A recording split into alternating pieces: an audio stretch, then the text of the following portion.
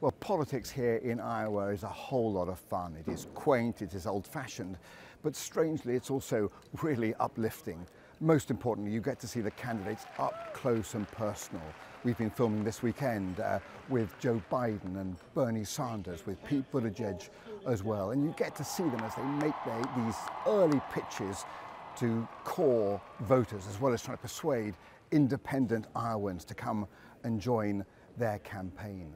But how on earth does a caucus work? It's a little bit complicated, but it's also fun to try and understand. Essentially, a caucus is like a neighborhood political meeting.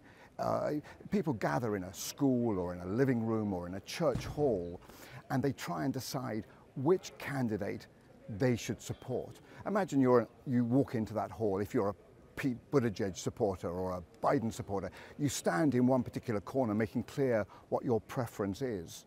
And so you end up with like 6, 7, 8 different groups of people, each supporting a different candidate. And the voters, as they come into that room, will gravitate towards the group that represents their preferred candidate. But here's the thing, you have to have 15% of the popular vote of that room to be a viable group. And if not, then you become kind of a free agent and you have to be reassigned to a different candidate. So that's in that 15-minute window, you're then subject to all sorts of persuasion, and it really becomes kind of a debate as people try and lure you over to their particular candidate. And then after that 15 minutes of kind of urgent persuasion, then it all stops and a tally is made, and delegates are awarded according to the proportion of the numbers in that room.